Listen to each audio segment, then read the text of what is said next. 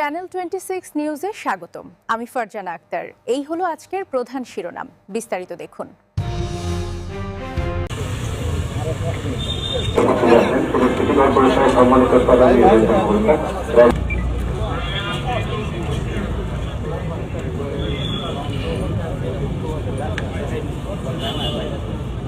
সামনে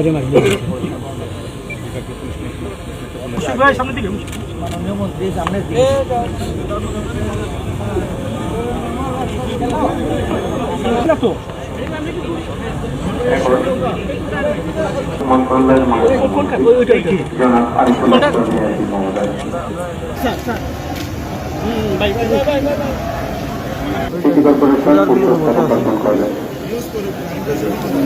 মাননীয় প্রশাসক জনাব খান মোহাম্মদ রেজানুল মহোদয় এবং প্রধান নির্বাহী কর্মকর্তা সরকার মহোদয়ের নেতৃত্বে সিলেট সিটি কর্পোরেশন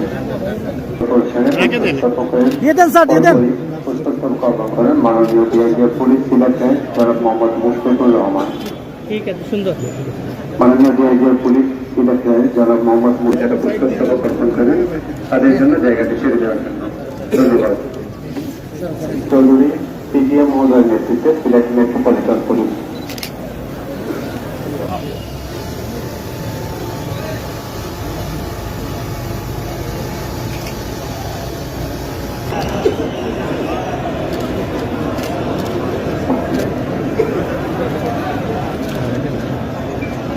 পুষ্পস্তবক অর্পণ করছেন সিলেট জেলার সুযোগ্য জেলা প্রশাসক জনাব মোহাম্মদ সারার আলম মহোদয়ের নেতৃত্বে জেলা প্রশাসন সিলেট।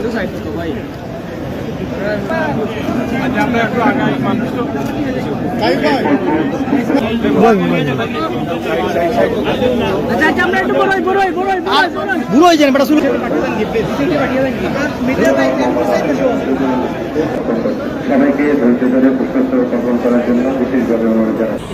এটা আসলে দীর্ঘদিন ধারাবাহিকতা, এখনও আমরা অনেকগুলোতে পিছিয়ে আছি। আমরা আশা করি বর্তমান আমাদের নির্বাচিত সরকার এই বিষয়ে অত্যন্ত গুরুত্ব ধারণ করেছেন। আমার মনে হয় এটা পর্যায়ক্রমে নেক্সট ইয়ারে দেখবেন আরও অনেক কিছু এগিয়ে যাচ্ছে। বাংলা ভাষার মর্যাদা শুধু সরকার দিতে হবে না, সব ক্ষেত্র থেকে তৈরি করতে হবে, এবং এই ক্ষেত্রে আমার মনে হয় সবাই সচেতন হওয়া উচিত। নতুন প্রজন্মের কাছে আমাদের এই যে মাতৃভাষা বাংলা ভাষা, এটার পিছনে যে ব্যাকগ্রাউন্ড যেটা আছে, বায়ান্নের ভাষা আন্দোলন, সেটা তো এই বিগত যে সরকারগুলো তারা তাদের নিজেদের প্রবন্ধা প্রচার করেছেন, কিন্তু বায়ান্নের সম্পর্কে সেইভাবে তথ্য আমাদের ভবিষ্যৎ প্রজন্মের কাছে তুলে ধরেন। শুধু 21শে ফেব্রুয়ারি আসলেই আমরা বাংলা ভাষার জন্য একদম মেতে যাই। 21শে ফেব্রুয়ারি পরে আমরা আর এটা নিয়ে তখন গুরুত্ব হয়। আমার মনে হয় এখন প্রতিটা সেক্টরেই আমাদের আমার নিজের ভাষার উপর আমাদের চর্চা করতে হবে।